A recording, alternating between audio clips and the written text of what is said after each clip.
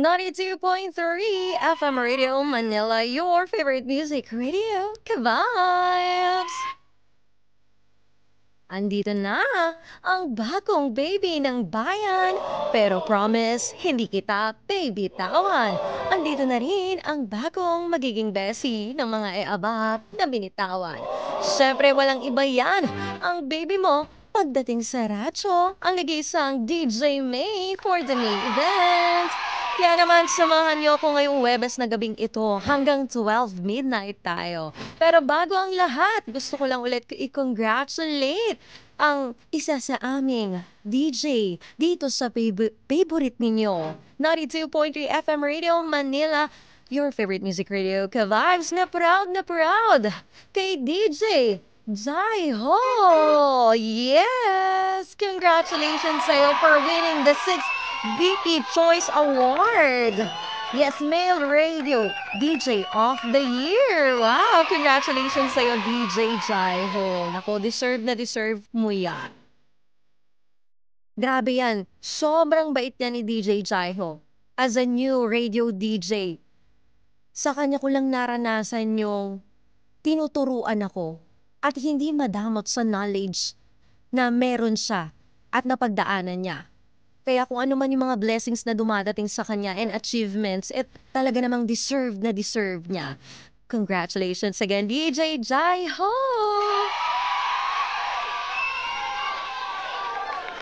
At syempre, hindi ko makakalimutang batiin ng magandang gabi ang aking mga baby na taga Metro at Mega Manila na talaga namang ginagawa tayong favorite gabi-gabi. At hindi lang dyan, tayo ay sabayang napapakinggan sa 102.3 Baguio, 97.5 Sensan at sa lahat, Mapaluzon, Visayas at Mindanao na mga baby ko na nakikinig through our FM Radio Philippines app. Maayong gabi sa inyong tanan. At ang ating mga OFW, magandang umaga, mga driver natin, mga konduktor, mga riders, mga security guards, ang ating ka-vibes o team bahay na nakikinig habang nakahiga ngayon. Magandang gabi po sa inyo. Kamusta ba ang inyong naging araw ngayon? Sabi ko nga kanina, konting tiis na lang, isang araw na lang. Mag-weekends na naman. So, konting konting sipag pa para sa pangarap. O, di ba? Kailangan lang natin maging consistent sa lahat ng ginagawa natin kahit tayo ay minsan ay stress na sa trabaho. Ganun talaga, part yan to achieve yung mga gusto mong i-achieve sa buhay. Kailangan mong pagdaanan yan. At kapag yan ay pinagdadaanan mo, ibig sabihin na sa right path ka. Kaya ituloy mo lang.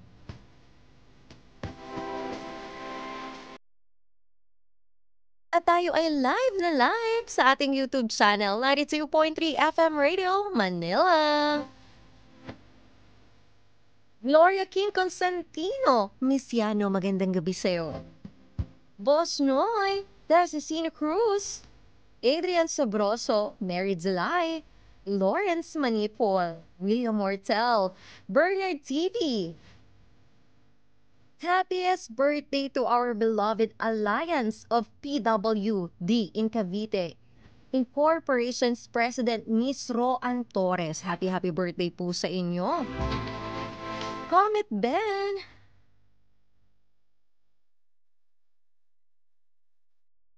At sa lahat ng nakikinig sa atin ngayon, magandang gabi po sa inyong lahat. At bago ang lahat, join na kayo this upcoming Ka-Vibes Fun Day ngayong May 31 na yan sa UP Sunken Garden. No need to worry, Ka-Vibes, dahil libreng-libre lang ang event na ito. Kaya huwag kalimutang mag-register para manalo ng sandamakmak na papremyo at cash. At take note free Zumba with live love party coaches. Abangan ko sino ang mga mananalo bilang Vibe-tastic sa OOTD. Most beautiful ka-vibes. Favorite orange ka-vibes. Most vibing. Barkada. Ka-vibes of the day. Ka-vibes dancing queen. At syempre ka-vibes Zumba King. At sak na hindi mabibitin sa party dahil may live band na magpapasayaw at magpapakilig sa inyo buong gabi. Kaya ihanda na ang inyong energy, dalhin ang barkada, ang pamilya o jowa mo. At sabay-sabay tayong makijam sa pinakamasayang araw na di mo malilimutan. Ka-Vibes Fun Day hatid sa inyo ng 92.3 FM Radio Manila, your favorite music radio, Ka-Vibes. Kaya naman makita-kita tayo May 31 sa UP Sunken Garden. 1 p.m. pwede ka na pumunta dyan. Ang start natin dyan 3 p.m. So, magkita-kita tayo dyan ha. Mamimit mo rin ang mga favorite DJs mo. Kaya naman sugod na May 31.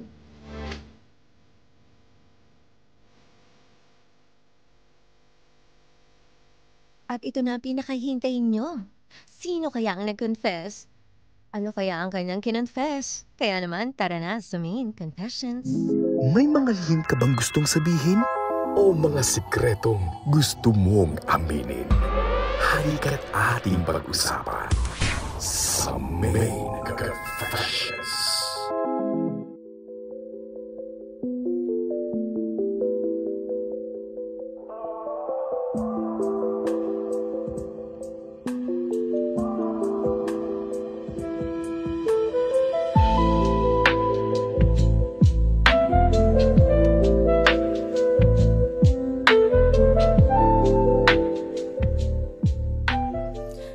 DJ Main, magandang gabi sa'yo at sa lahat ng tagapakinig. Itago mo na lang ako sa pangalang Jessa ng Pasig City. Matagal na akong nakikinig sa programa mo, pero ngayon lang ako naglakas loob na sumulat. Sana'y mabasa mo ito dahil matagal ko na rin kinikimkim ang damdaming ito. DJ Main, may asawa na ako. Maayos naman ang buhay ko, tahimik, may mga anak na. Pero minsan talaga, kahit anong tago mo, may damdaming hindi nawawala. Lalo na kapag biglang bumalik ang isang taong matagal mo nang iniwasan. Siya ang dati kong kasintahan na si Leo. Bumalik si Leo sa buhay ko. Pagkatapos ng halos 10 taon, hindi ko inaasahan ang mararamdaman ko. Ganun pa rin siya. Yung mga mata niyang puno ng pag-unawa. Yung tawa niyang matagal ko nang hindi naririnig. At yung mga salita niyang parang musika pa rin sa tenga ko. Sa isang iglap, bumalik ang lahat.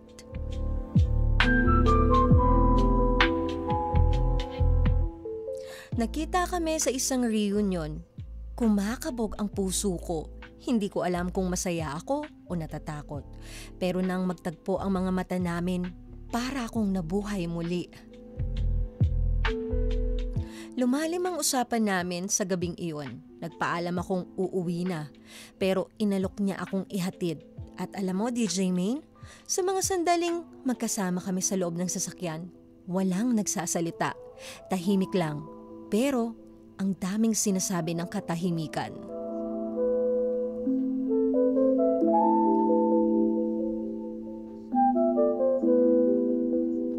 Huminto siya sa isang lugar kung saan madalas kaming pumunta noon. Madilim ang lugar na iyon at wala masyadong tao. Hindi ko na napigilan. Alam naming mali, pero sa gabing iyon, pinili naming maging totoo sa nararamdaman namin. Niyakap ko siya na mahigpit. Naglapat ang aming mga labi. Unti-unting nabawasan ang aming mga kasuotan. Umupo ako sa kandungan niya habang siya ay nasa driver's seat. Sa bawat pag-uga ng kanyang sasakyan ay ang ligaya na aking nadarama dahil sa matagal ng pangungulila sa kanya.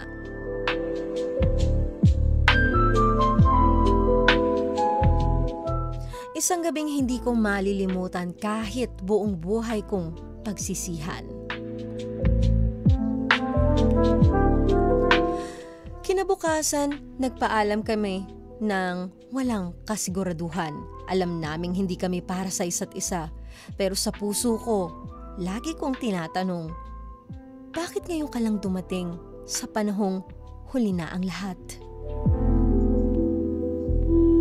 Gusto kong malaman ang opinion mo, DJ Main. Alam kong mali ang aking nagawa, pero wag sana akong husgahan dahil ako ay tao lamang na nagmahal. minahal ko siya at hanggang ngayon, mahal ko pa rin siya. Salamat sa pagbasa, DJ Main. Jessa of Pasig City.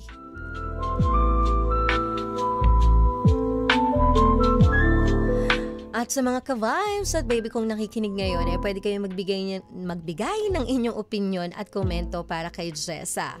Ito ay may pamilya na at bumalik ang unfinished love story niya. Ano ba ang dapat niyang gawin? At kung ikaw ba si Jessa, ilalaban mo pa ba ito o ipaglalaban mo yung pamilyang nabuo mo? Kaya naman pwede kayo mag-comment dito sa ating YouTube channel. Tayo ay live na live, 92.3 FM Radio Manila.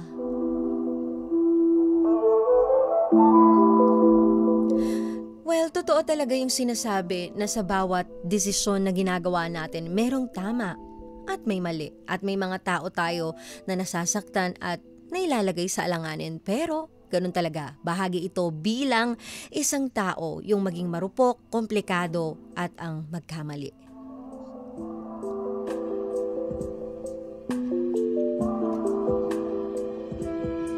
At para sa iyo, Jessa, may asawa ka, may anak at sabi mo nga maayos naman ang buhay mo. Pero bumalik ulit bumalik ulit itong dati mong pag-ibig na dala ang isang bahagi ng nakaraan mong hindi mo pa pala tuluyang nalimutan. At nung gabing iyon ay binalikan mo yung totoong nararamdaman mo na matagal mo nang nililihim. Hindi lang sa ibang tao, kundi para sa sarili mo din. Sa usapang pag-ibig, laging may tanong na, puso ba o isipan? Ano ba ang dapat kong sundin? At ano ba ang dapat kong gawin? At madalas, kapag puso ang nasunod o sinunod, may kabuntot na sakit, guilt at panghihinayang. Pero minsan din, ito ang tangi paraan para ma-realize natin kung saan tayo dapat magdesisyon at kung ano dapat ang ating piliin. Well, hindi ko sinasabing tama ang nangyari, Jessa ha, pero totoo ito at minsan sa gitna ng katotohanan, mas mapapalapit tayo sa tunay na paglaya. Hindi para sa relasyong muling buuin kundi para sa damdaming dapat harapin. Kung mahal mo pa rin pala itong si Leo hanggang ngayon, tanungin mo muna ang sarili mo. Ano ang halaga ng pagmamahal na yan kung ang kapalit ay pagsira ng isang tahanan na binuo mo, ng isang pamilya? At kawawa din naman ang magiging anak mo. May mga taong dumarating muli, hindi para ibalik ang nakaraan, kundi para ipaalala kung anong klaseng tao tayo ngayon at kung gaano na tayo kalayo mula sa dati nating pagkatao. Ito nga sabi ni William Mortel, doon ako sa pamilyang binuo ko. Kasi sila na pinili ko kaysa doon sa ex ko na matagal ko nang di nakikita nung 10 taon. Sa 10 taon na yun. Isipin mo, Jessa, yung 10 taon na yun, nasan siya? Si Leo. Nung time na ikaw ay down na down. Sa 10 taon na yun, nasaan si Leo na may mga bagay kang na-achieve sa buhay mo? Nasaan siya? Bago yung 10 taon na yun, na hinanap mo siya at kailangan mo siya. Pero itong asawa mo, yung 10 taon na yun, I'm sure, nandyan siya ups and downs mo.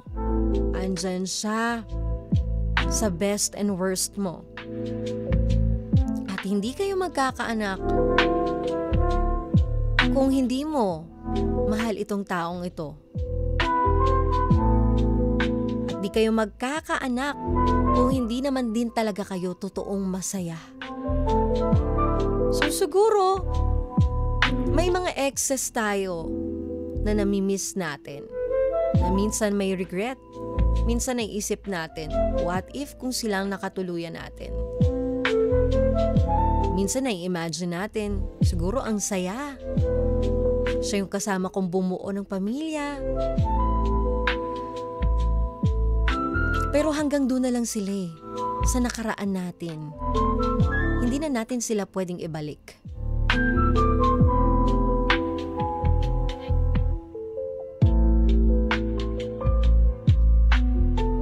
Yung pagkakamali mo noong gabing ito, Jessa, ay hindi nangangahulugang masama kang tao.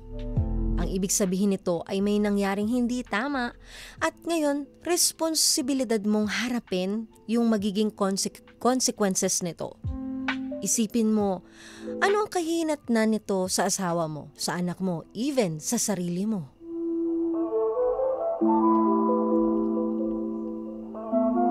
Sabi ni Comet Ben, old flames, mahirap iyan.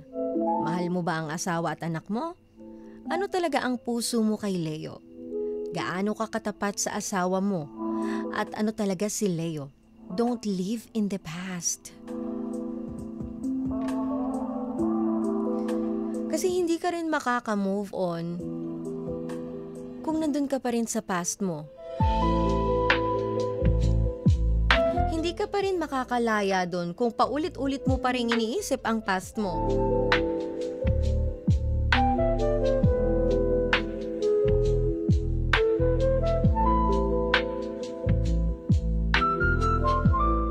Kaya sana pag-isipan mong mabuti, Jessa. Isipin mo na lang yung anak mo. Kung ayaw mong isipin yung sarili mo, isipin mo yung anak mo. Ano mararamdaman ng anak mo? Pag nagkaroon siya ng isip, paano na yung mga binuon yung pamilya, binuon yung pangarap na magkakasama? Na ipagpapalit mo sa isang gabi na binalik yung nakaraan mo? Nawala nga siya dun sa 10 taon na kailangan mo siya. Nawala siya dun nung ikaw ay down na down. At nasaan siya to celebrate your achievements in life.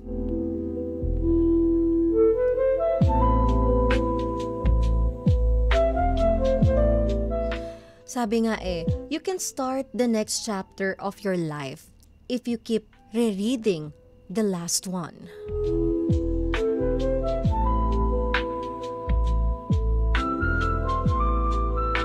Hindi lahat ng pagmamahal ay itinadhana para ipaglaban. Lalo na kung may masasaktan. Minsan, kailangan natin tanggapin na hindi lahat ng mahal ko pa, ay dapat nating sundin. Kasi itong si Leo ay bahagi ng isang magandang alaala na lang, Jessa. Pero baka hanggang doon na lang talaga. Huwag mong hayaang sirain ng isang gabi ang panahong binuo mo para sa pamilya mo. At may advice for you? Hindi mo kailangan ikwento ang nangyari sa asawa mo kung pipiliin mong panindigan ang inyong relasyon bilang mag-asawa. Pero kailangan mong tapusin ng buo kung ano man ang natitirang connection mo. Connection mo dito kay Leo. Sabi ni William Mordell, di maganda ang ginagawa ni Jessa ang pagtataksil niya sa kanyang pamilya at lalo na sa mga anak niya. At lahat yan may karma. What goes around, comes around. Hindi man sa'yo bumaksak ang karma. Paano? Kapag sa anak mo napunta ang karma, kawawa naman sila.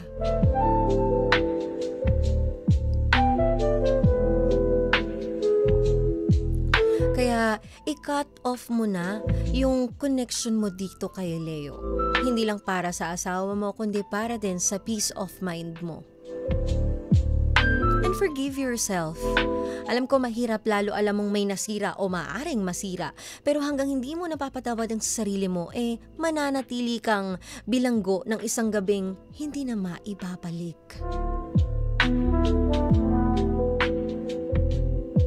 Ang pagkakamali ay hindi kailangan ulitin.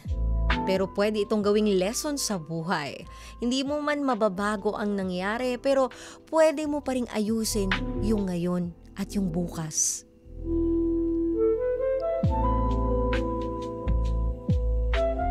At bilang kapwa babae mo, Jessa, at bilang kapwa taong dumadaan din sa gulo ng damdamin, naiintindihan kita. Hindi mo kailangan maging perpekto kasi wala namang perpekto . Kailangan mo lang maging tapat sa sarili mo ngayon at maging responsable sa mga susunod mong desisyon na gagawin sa buhay.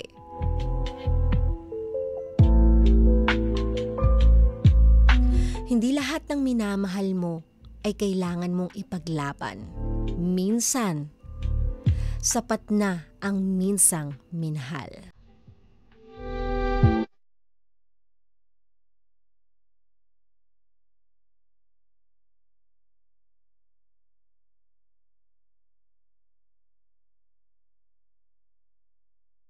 Jessa, alam mo kung ano ang dapat mong gawin. Alam mo kung ano ang tama.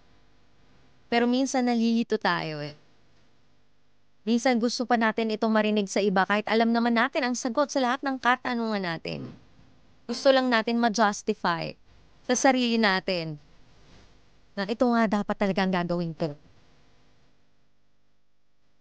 Huwag mo sayangin ang pamilyang binuo mo. Yung saya na nabuo sa tahanan ninyo, yung mga pangarap na nabuo, at yung mga pangarap pa lang na aabutin ninyo. Huwag mong sirain yon sa isang gabi na hindi mo na maibabalik ang nakaraan. At kung kayo naman talaga ang tinadhana ni Leo, even kayo ay kasal na ng asawa mo, darating yan sa tamang panahon. Pero ngayon, mag-focus ka sa iyong family. Mag-focus ka sa asawa at sa anak mo.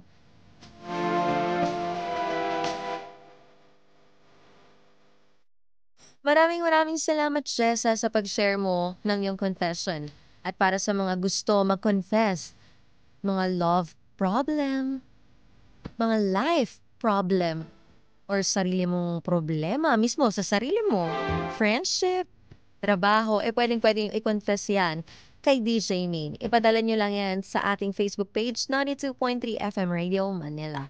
O hindi naman kaya sa ating Viber, 0954-406-1967.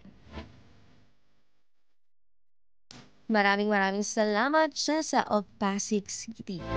And gusto ko rin pasalamatan, Uy Dental Clinic, Horticulture by Caldana, Isabero Microblading, Imprint Customs, Vanity Lounge Aesthetics, Fiesta Free Game Apple to Apple, at pwedeng-pwede nyo akong i-follow sa aking mga social media accounts, Facebook page, YouTube, Instagram at TikTok, Main Eugenio. At sa isa kong Facebook page, DJ Main 92.3.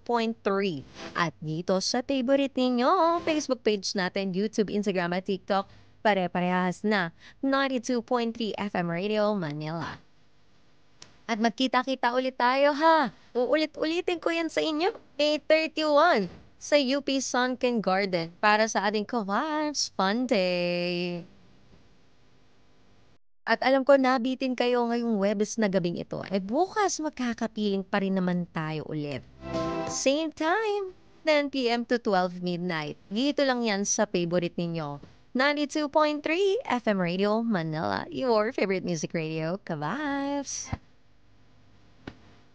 Kasama ang baby mo sa radyo, ang nag-iisang DJ Main for the main event na nagsasabi na worth it na ang pagpupuyat nyo dahil meron nang magsasabi sa inyo ng good night, baby. I love you.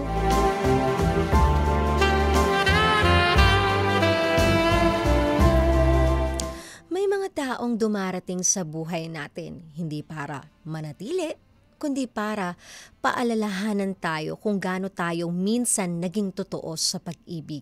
Pero minsan, kahit anong iwas mo, kahit ilang taon na ang lumipas, may damdaming bumabalik sa isang sulyap, sa isang tawa, sa isang gabi. Babalik yung dating nararamdaman mo at mapapatanong ka na lang na, bakit ngayon ka lang